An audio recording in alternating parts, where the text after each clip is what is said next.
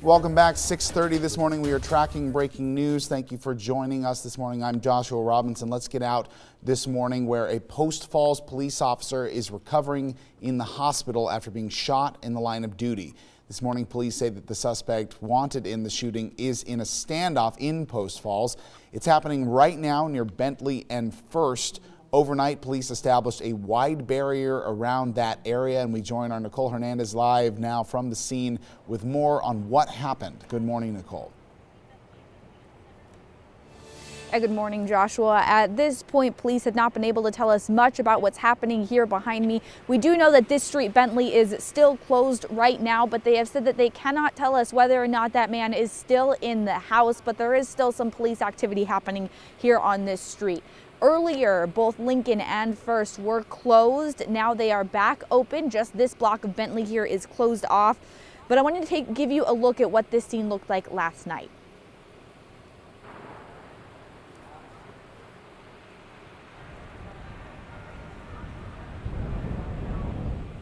This all started with officers trying to arrest someone on a misdemeanor warrant. That's when a man started shooting at them from inside a house.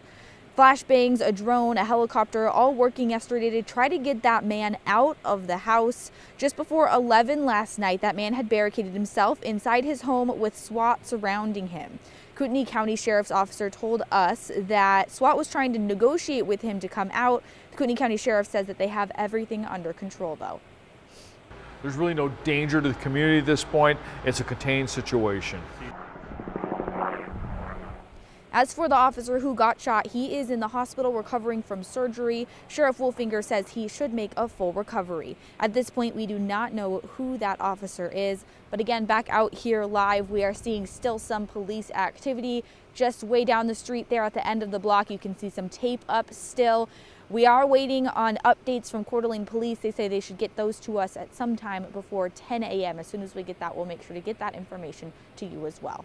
Live in Post Falls, I'm Nicole Hernandez. And Nicole, I do want to ask you while we have you just for a moment here, if you can kind of let people know watching at home what the traffic situation surrounding that area is right now for anyone who wants to know about their morning commutes as well.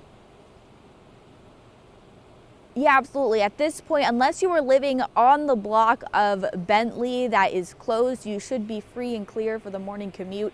Things were cleared up early enough to where they really was no traffic earlier this morning. But again, First and Lincoln are back open this morning. All right, Nicole, thank you very much. And this morning, we also want to let you know that the injured officer is expected to make a full recovery. Overnight, he went into emergency surgery, and authorities say that he was shot below his bulletproof vest. Right now, we do not know that officer's identity. All right, it is 6:33 now. To another top story this morning, we have the latest on the coronavirus outbreak. We're going to walk you through this to show you there's no need to panic. The Washington Department of Health reports 27 people tested positive for the novel coronavirus in Washington. It is linked to 9 deaths in the U.S. In Washington, all those deaths are in Washington and on the west side of the state. And right now, more than 230 people in Washington are under public health supervision. Now, that number includes people at risk of being exposed. And organizers canceled an upcoming charity concert in Spokane due to coronavirus concerns. The second annual Heartstrings concert was actually set for tomorrow. Now, right now, you're looking at some file video of one of the theaters here in Spokane. Leaders with the Multi-Care Inland Northwest Foundation made the decision out of an abundance of caution. It actually suspended meetings as well to restrict non-essential air travel. The Colville School District is closed for the 3rd day in a row amid coronavirus concerns. The district hired 2 companies to disinfect school buildings. The cleaning is expected to be complete today. Most schools in Western Washington are back in session or conducting class online. A 17-year-old Mercer Island High School student is using his self-taught web skills to help inform the world about the coronavirus. Now, his website has been seen by millions of people. Our sister station in Seattle sat down with the teen to talk about what he wants to accomplish.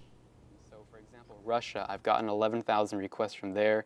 Poland 42,000, Germany 96,000. On Tuesday alone, more than 350,000 people and about 2 million total have checked out Avi Schiffman's open source website focused solely on the coronavirus. I spent a lot of time working on it. The 17-year-old junior at Mercer Island High School created the website at the end of December, but says people around the world are now using it to get the latest data. I decided it would be kind of cool if I made a website that was kind of like a central hub of information so that I could make sure that there was no misinformation and that the numbers were as accurate as possible. You can quickly see the total confirmed cases, the international ones, the total deaths, total recovered. Where is the information being pulled from?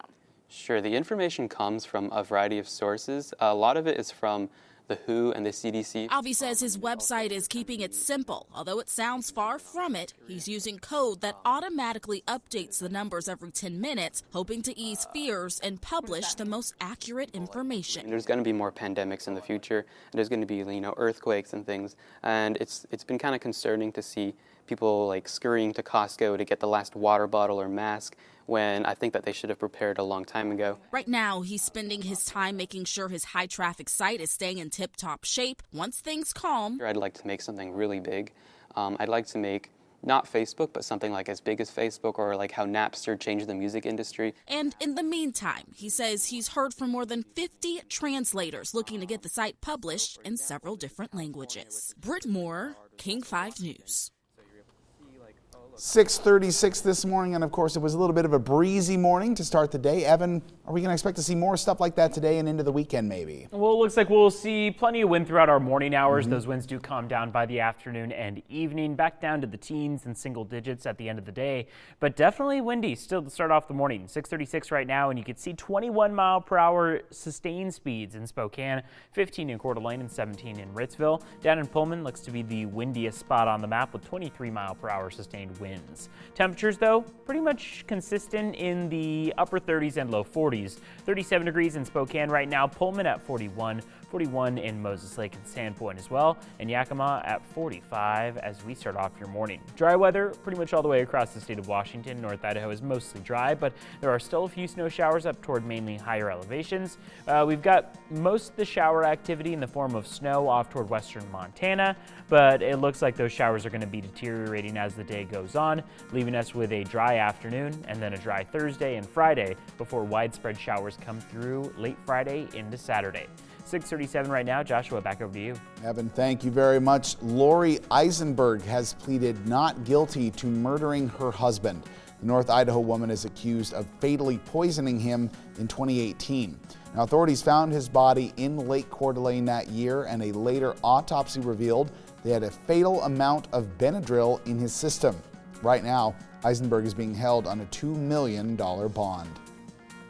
Spokane County Medical Examiner has identified the victim of a grisly murder. They say 24-year-old Michaela Young died from multiple stab wounds. Police arrested 2 men on second-degree murder charges. Both have pleaded not guilty. Portland police officers have arrested 7 teenagers after an assault on a TriMet Max train. The arrest happened yesterday afternoon. Police say several people assaulted a man on a southbound train traveling from the Powell to the Holgate transit stations. The suspect ran away after the train stopped, and police say one of the suspects actually showed a knife to the victim as a threat during that confrontation, but did not use it during the assault. The victim is expected to be okay. And that's your Morning Rush. More news in less time. Let us know what's happening in your neighborhood by using the hashtag #UpWithKREM on social media.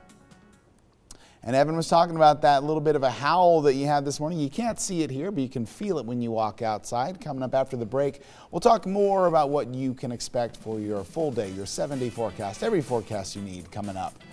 And we've got congratulations as well this morning to Jericho Meyer. You just won 2 Up with Creme coffee mugs, as well as a bag of Thomas Hammer coffee and a $10 gift card to Thomas Hammer Coffee Roasters. For your chance to win, you can join by following our Up with Creme Facebook page.